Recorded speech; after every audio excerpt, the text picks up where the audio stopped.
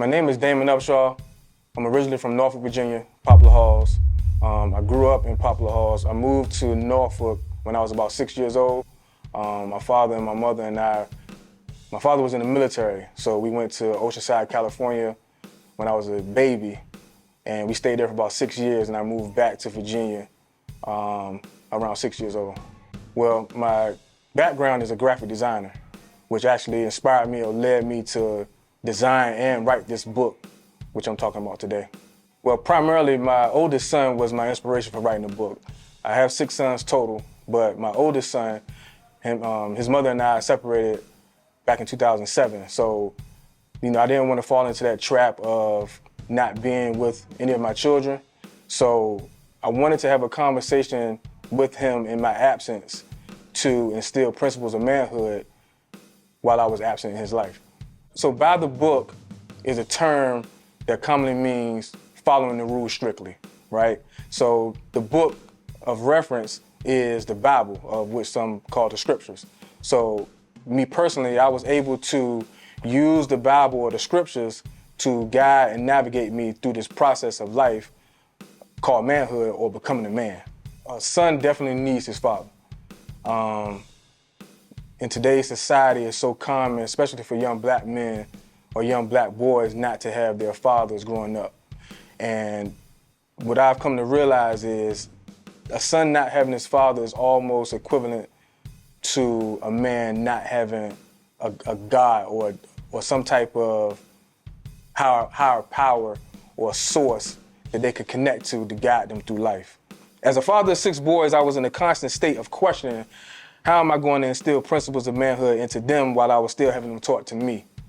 Life experiences are one of the greatest teachers if there isn't or wasn't a teacher present. I had to deal with some harsh realities and some tough talk, but I also had to realize that it was for my well-being. I was immature when I had my first son in 2005. I didn't realize it because I was providing and I had a plan, but I wasn't secure. I was insecure, and insecurity in a man is dangerous because it can lead to so many other things. A lack of self-accountability is one thing that insecurity can play a role in. An insecure man is a man that lacks confidence. A man that lacks confidence may have a tendency to be unreliable, unstable, and instability is a sure sign of double-mindedness. The scripture says a double-minded man is unstable in all his ways, tossed to and from. So he's indecisive. And from what I was taught or what I seen, that isn't a character trait of a man or manhood in a sense. Men are more, I don't want to be offensive, but they are what some would say metro. I believe the term is metrosexual. The feminine agenda is pushed heavily in today's society. And the lack of male structure in today's society, in my opinion, is the reason for some of the wild and irate behaviors that we see in young boys. It's disheartening scrolling through social media and you see a post of a guy. Just the other day, I saw a guy post that he witnessed 19 of his friends murdered within the week. And, the first thing that came to mind was these young men could potentially have lacked a male structure in the household. And it's disheartening. Okay, so here's an example in the duty of a father to his sons. Scripture says, train up a child in the way he should go, and when he is old, he will not depart from it. It's in Proverbs 22:6. And the way he should go is intent. It indicates a specific direction that has a specific end. The direction is a constant journey because you do not depart from it even in your old age. The average parent, male or female, disciplines their child primarily by duplication, how they was raised. They raise their child how they were raised. Now, we are not aware of how much influence our upbringing has had in our life. More so, if we were not trained in specific areas, there's probably some deficit we aren't aware of or not admitting to, which was what was damaging. Some of the things I definitely want my sons to understand or have is integrity and character. Being men of their word. Being strong, firm men, meaning what they say, saying what they mean, being accountable, being reliable, trustworthy, things of that nature. Well, having 6 sons with 6 personalities is definitely a task. However, what I will say is they are my seed. So those 6 personalities are my 6 personalities, along with many others that reside inside of me. So I'm interacting and dealing with myself in 6 different little human beings. So it's a constant reflection on a day-to-day basis of who I am. So I get to chisel away at the character defects in me in the way that I train my sons individually. So my oldest son, he just turned 18. And, you know, when I see him, I see so much of myself. And like I said, he doesn't live with me. And, you know, that's a struggle in itself. So my interactions with him are different than my interactions with my younger sons, because I want to be sure that he doesn't ever feel that I love my sons that are with me more than him. And I know that he is around other kids in school that may have their fathers, and I know the conversations may come up and he may feel some type of way. And I know what that feels like, and it bothers me. So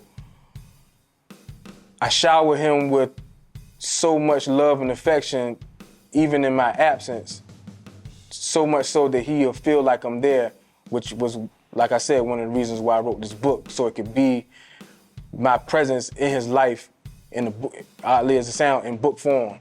Back to my oldest son. A few years ago, my oldest son moved to El Paso, Texas, and it was difficult for me to manage. However, it actually was the motivation I needed to begin thinking about the legacy I wanted to leave for my children. Now, one thing about my spiritual father he speaks often about is preparing our sons for the future. Not the future in the typical sense, but being prepared for the world to come.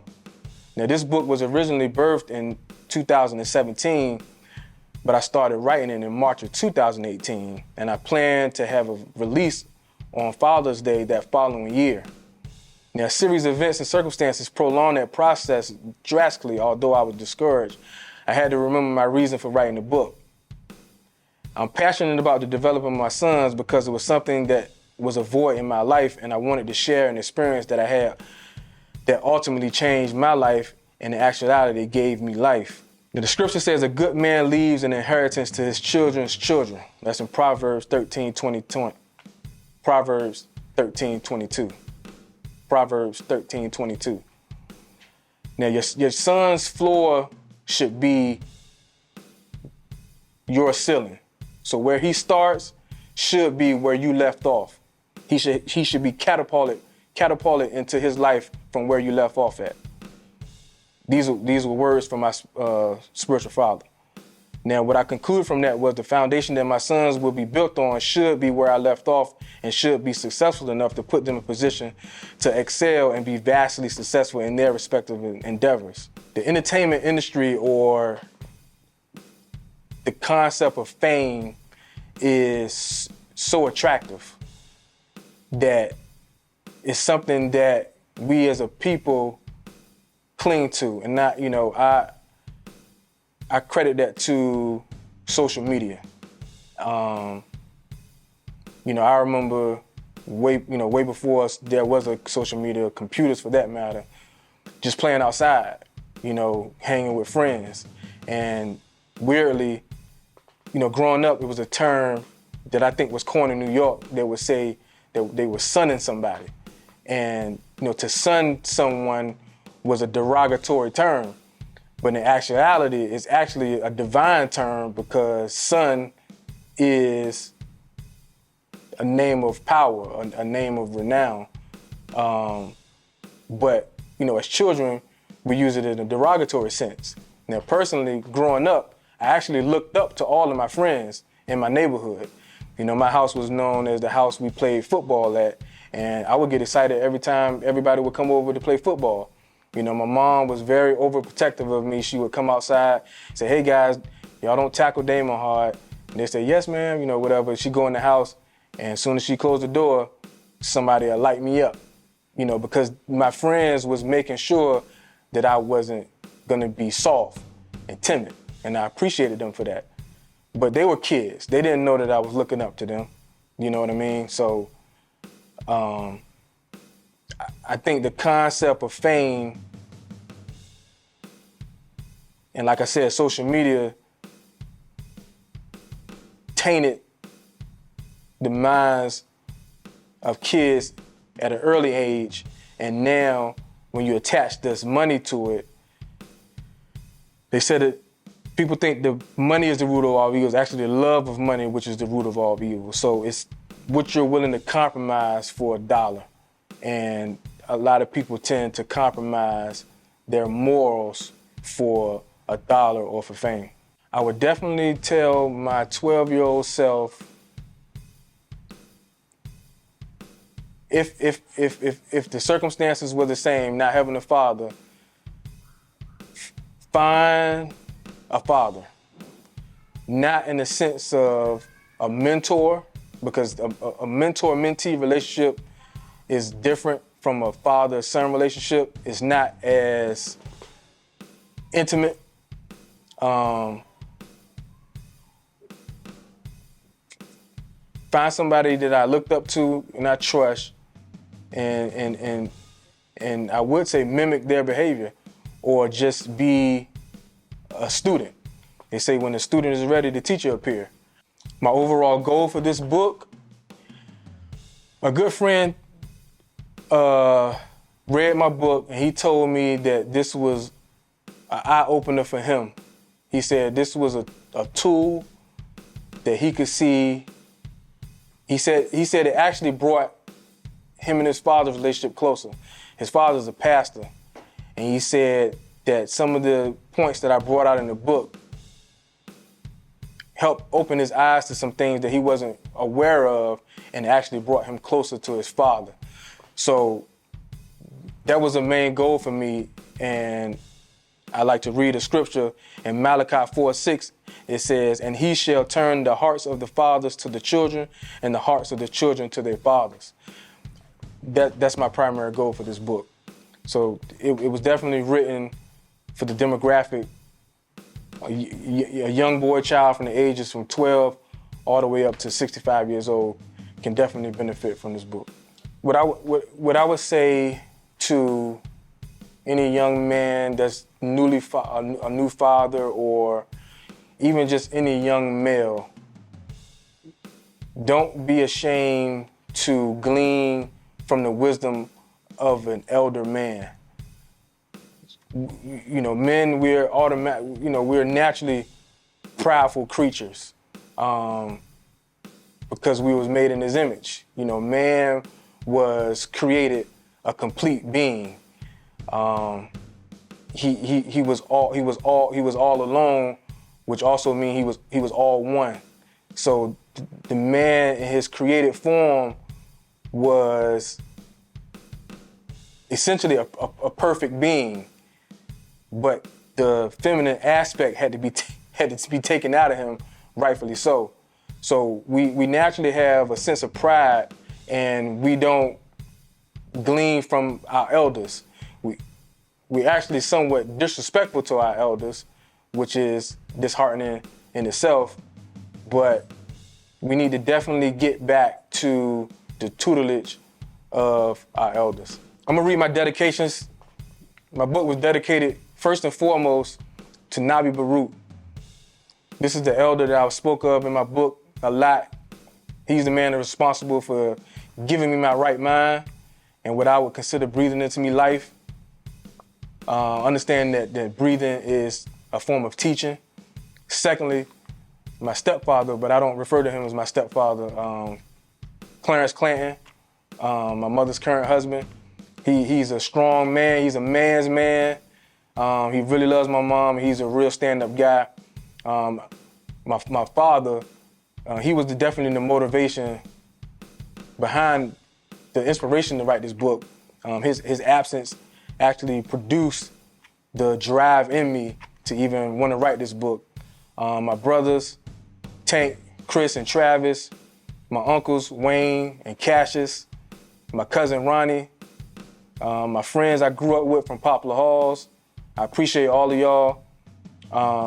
To all of their fathers, Mr. Bennett, rest in peace, Mr. Bailey, Mr. Minna, Mr. Leathers, all my friends from church, my immediate family, my spiritual brothers, and anybody I didn't forget, please charge it to my heart.